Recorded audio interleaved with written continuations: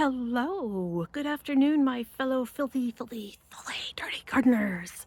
I'm Iron, Dirty Dragon. I'm going to talk about bulbous friends in the garden today. It is now planting time. It's October, mid-October. You can pretty much plant from any time from September till the ground freezes. They're not particularly picky. So I'm going to, hang on. Got a bag. I've got a bag to show you guys. Now, this is kind of a disorganized video, which is not a really big surprise because I'm not very, sometimes well, anyway, I ramble. So I'm going to show you a couple of different bulbs that I have and explain to you why they need certain things and what the best things that you can do for them are. Oh, which reminds me, I better get the bone meal out. Bone meal. This is recommended because what it does is it's a slow release. Basically, it breaks down really slowly as the bulbs are developing their new roots. So you've got the bulb, and when you plant it, this is basically a really good thing to help them get established, because when you get them, of course, they're dry and they don't actually have roots on them. So there's an allium bulb, and my husband is getting me chocolate milk. There's my new mug that my girlfriend bought me from Disneyland. Isn't that freaking awesome? It's got my chocolate milk in it, and I love it because, of course, I love Deadpool. But anyway, that's completely beside the point of the video. Okay, so let's talk a little bit about bulbs. So this is an allium bulb. These are the roots right here. As you can see, they're all dried up, and that basically means that the bulb is dormant. This is like the power plant of the, no, not even that. No, not a power plant, the power storage. So it's like a battery, basically. It's the battery of the plant. So anything that's got a bulb or a rhizome or a corm or a tuber, these are all like the batteries. And so what they do is they store a ton of energy in there, which is why they're so good for us, because they store a lot of nutrition as well. Not all of them. Some are very toxic. But I'll talk about that in a second. And I'm going to put my glasses on because I have no idea if this is actually even in focus. I can see you now. Okay, so I've got a couple of different kinds here. These are all sort of typical things that you'd find in the garden. I've got narcissus, which is daffodil, tulips, allium, as I mentioned. This is botanical tulips, which are basically those that have not been hybridized or changed in any way since they were originally, like they're called species tulips, basically. They're the original species. There's an anemone, and I've got crocus here, and what else have I got? There's more tulips. Fritillaria, that's a pretty one, hey? Look at the color of that one. Okay, so all of these have different needs. I also planted some Dutch iris, which have bulbs as well. And hyacinths and muscari are another couple of varieties that are very common to plant this time of the year. So I'm going to start with tulips. So now what's going on is when you plant these guys, put a little bit of like a handful of bone meal in the bottom of the container. Hang on a sec. Okay, I had to move out to the back because the doofus neighbor sitting out there idling his truck, just like sitting there. And I know he's going to rev it before he leaves. So anyway, bulbs. Okay, so there's a number of different kinds. We've got tulips, we've got hyacinths, we've got crocuses, we've got species tulips, alliums, daffodils. I've got the anemones out front. The key thing with every single one of those is drainage. There are a few bulbs out there. Skunk cabbage. They can handle lots of sitting moisture, but most of them will freaking hate it. They'll sometimes just rot, and often they'll rot. So don't put anything where you're not going to get drainage. Bulbs really like places that are dry in the summer, so they are exceptionally good for planting. There's a plane up there, and then the neighbor's doing his thing over there. Okay, focus. So they are exceptionally good for planting at the base of shrubs, trees, hedges, or on slopes. Rock gardens, provided that they're getting nutrition, because they do require quite a bit of nutrition. And I'm going to tell you exactly how much, because, okay, so a couple of years back, I damaged my back, and that's part of the reason I took a long break from this channel. I sprained 2 places in my back, and I tore a ligament in my knee. So I was really not doing a lot of gardening during that time, and my gardens got really depleted during that time. And so I had very few of the bulbs come up. And then, like not last year, but the year before, or whenever I got better, I dumped a shit ton, literally, of horse poop on all of my beds, probably 15 truckloads, because I've got a quarter of an acre here, and I put a good like 4 to 6 inches on all my beds. And hot damn, I had bulbs that I didn't even remember planting. Bulbs that I probably put in the ground when we first moved in here. Like, let's see, my kiddo is like 9 now, and he was 1, so like 8 years ago. I had stuff coming up I didn't even remember. So yeah, so if you plant things and they're not doing well, put food down for them. Like, just like put a ton of compost or manure or whatever. Check your soil to see that it's retaining moisture and that it's got like organic matter in it. There's another video that I made like ages ago that talks about quality of soil. So if you're not sure if your soil is good quality, check that video out. It is well worth it. So yeah, so going back to the rock garden thing, rock gardens are also good for things like alpine plants, but alpine plants don't necessarily need a ton of food, and bulbs do. So there's kind of like 2 different areas of rock garden specialties, I guess. So that's the key thing, drainage. Number 1 thing you always have to remember with tulips. Okay, I bought some beautiful, beautiful tulips this year. Now, we all know squirrels and deer really, really like tulips. So one thing that you can do if you want to try and keep the squirrels away from them is plant them into pots, and then put, like, hang on, I'm going to go over here, chicken wire or hardware cloth, which this is hardware cloth here. It's basically like a metal mesh that you can get, and you can get it in different, like, hole sizes. Also makes for a magnificent screen. Yeah, there's some that's got a wider mesh there.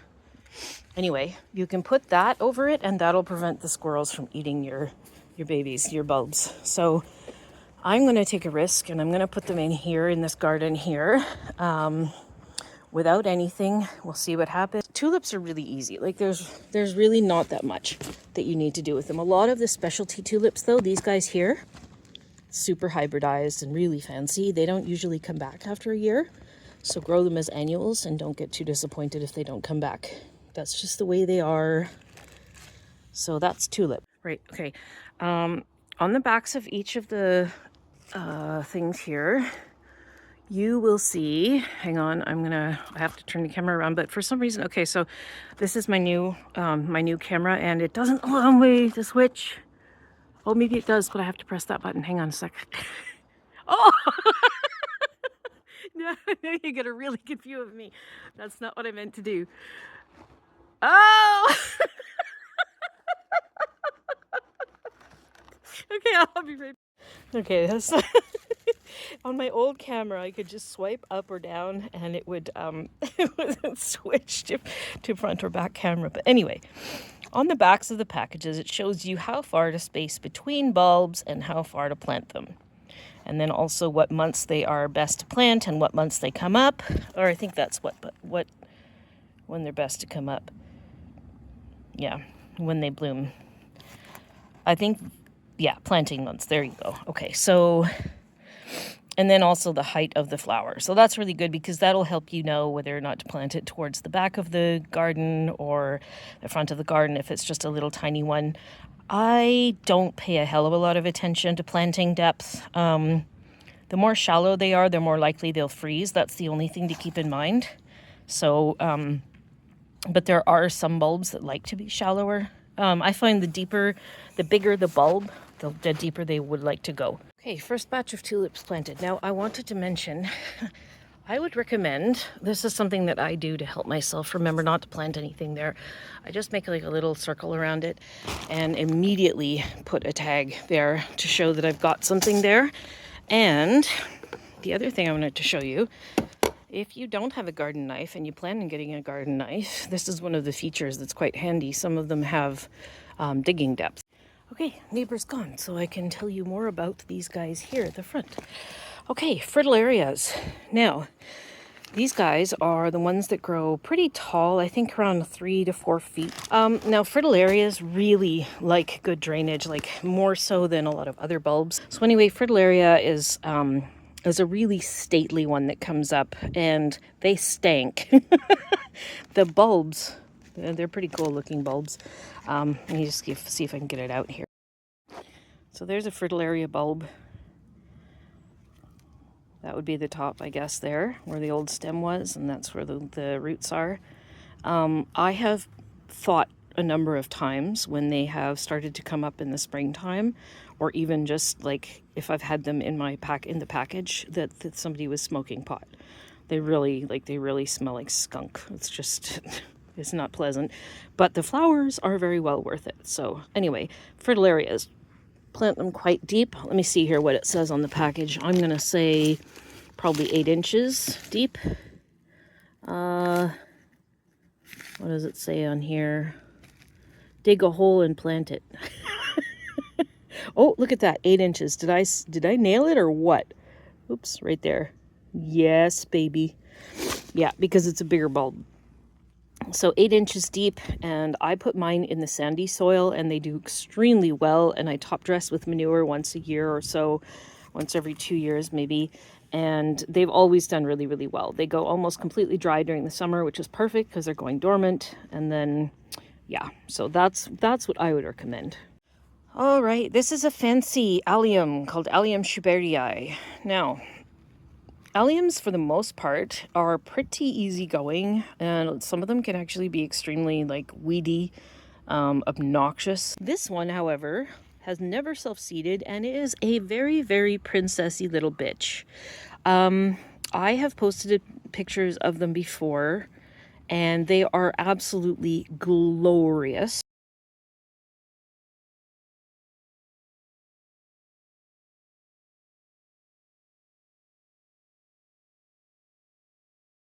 When they're in bloom, they don't get very tall, maybe 8 inches tall, but they have these beautiful fireworks blooms. And then when they dry, they look just as spectacular. And I have it in a place where the sun catches it towards the end of the day, and they just light up, and they're just so, so, so beautiful. So again, this one really needs good drainage. So I'm actually nervous about putting mine in the ground again, but I think it was just because we had that really horrible last winter, because they did well for several years before that. But I don't even know what you could do if it's going to be a shitty winter like it was last time. It's just because it got so wet and then it froze, and that just did the bulb in. But if you have it in really well-drained soil, sandy soil, or on a really good slope, or under a tree that sucks up a lot of moisture, like maybe a hedge or something like that, it still needs full sun though. It says part sun, but I wouldn't put it in part sun. I would put it in full sun for sure. Yeah, and then it should be fine. Narcs. I call them narcs. Narcissus, although actually a girlfriend of mine, these are daffodils, of course, a friend of mine calls them daffodils, and so that kind of sticks into my mind now too. Daffodils. Now, daffodils are amazingly tough for the most part. A lot of these fancier ones aren't as tough, but again, as long as they get good drainage and are fed pretty rarely or regularly, I mean, they're going to do pretty well for you. A lot of them are amazing for naturalizing, and especially like those, the huge yellow ones that you see called King Alfred. Those ones are naturalizers, and what that means is that they will reproduce and create a nice colony. Some of these fancier ones don't do that, but a lot of them, they will say, let's see if it says on any of these packages here. Great for naturalizing. So there's one there. Those are tulips. But anyway, so yeah, it should say on the bottom of the package, if you want to create a colony of them, look for ones that say great for naturalizing. So these ones, these fancy ones, don't do that so much. But anyway, I would also recommend not planting single bulbs by themselves. Like, a lot of people space them out quite a bit, and it looks, to me, it looks dumb. I'm not gonna lie, it looks dumb. I think they look so much better en masse.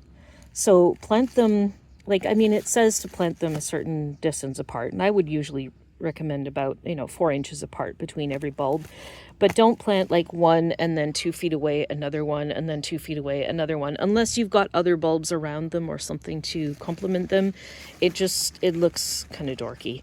And these are not, I mean, they're so beautiful, they shouldn't look dorky. They're probably like, oh my god, fuck my life, what is this lady doing?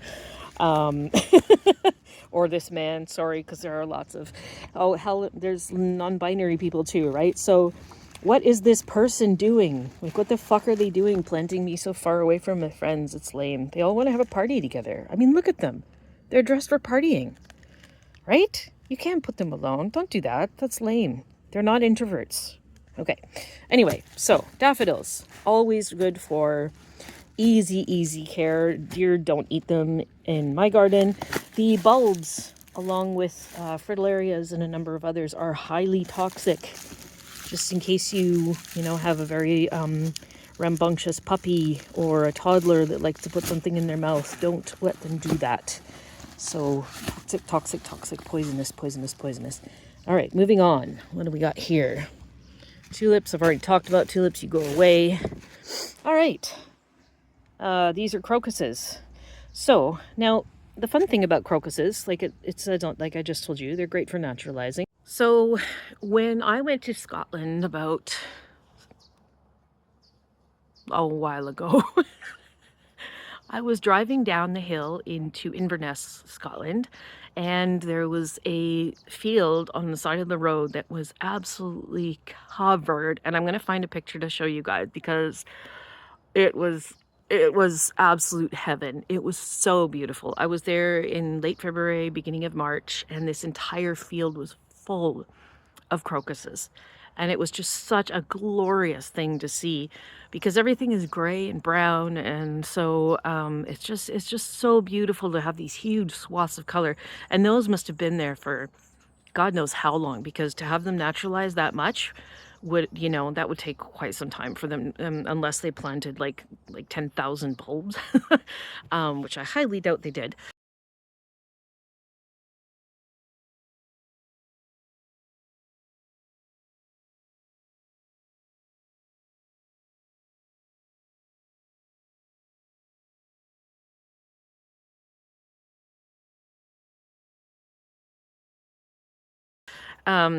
Anyway, so crocuses are wonderful for that, creating like swaths of color in the early spring.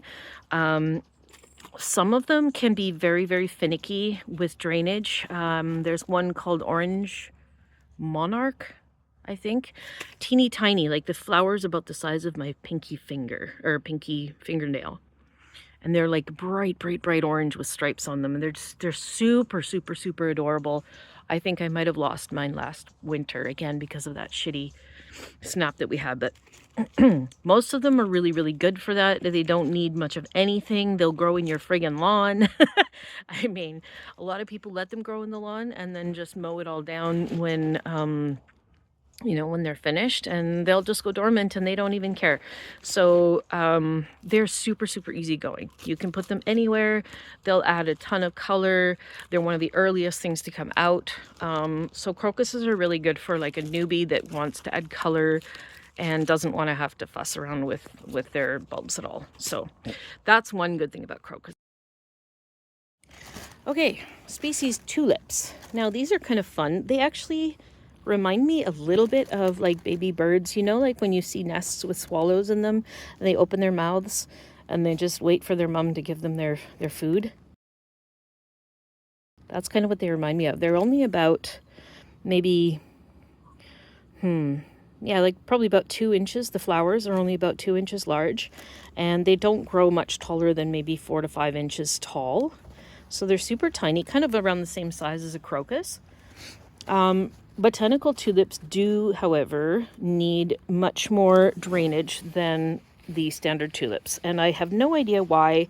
My guess is because they're coming from a place that's like Afghanistan or something like that. Maybe that's where they originated from, somewhere where they're used to really like rocky soil. I don't know. But that would be something interesting to research. And I might do that and then add that into the video so you guys can find it out.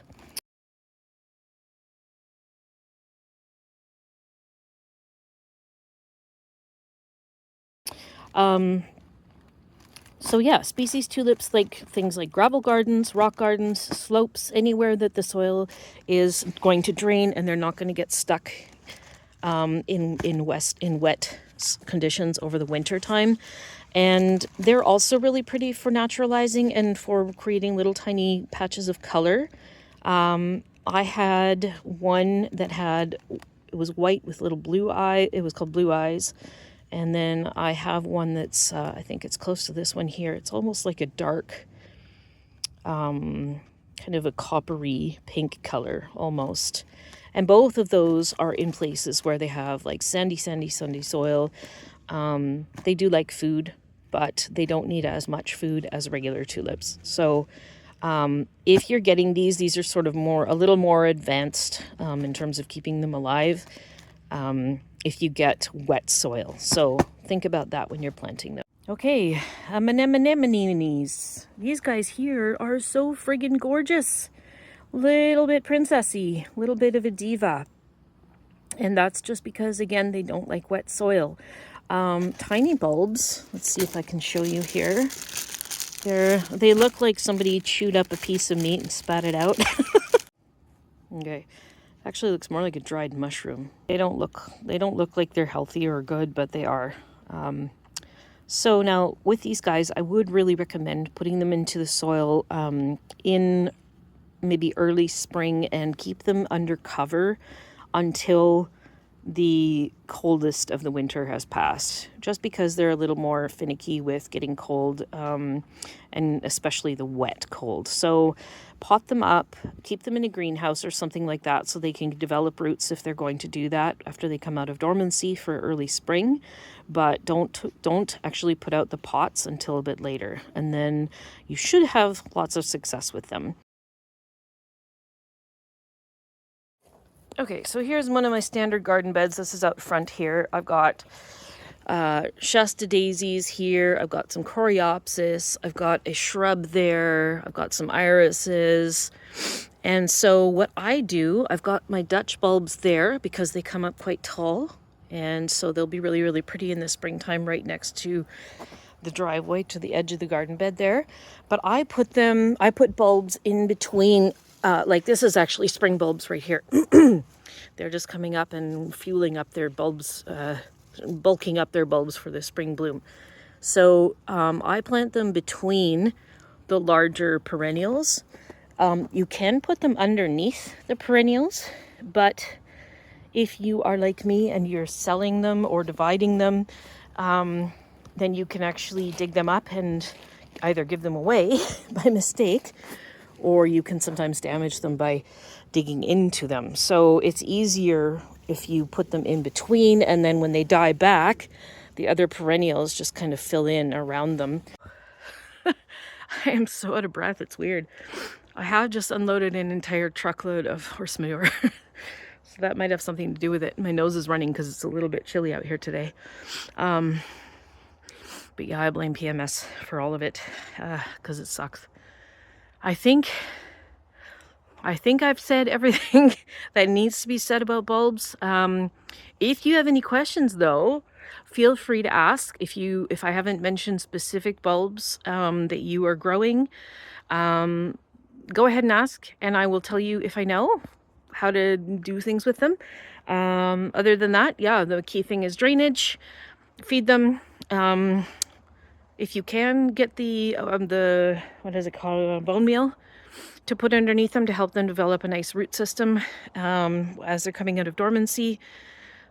I think that's about it. All right, peace out, bitches.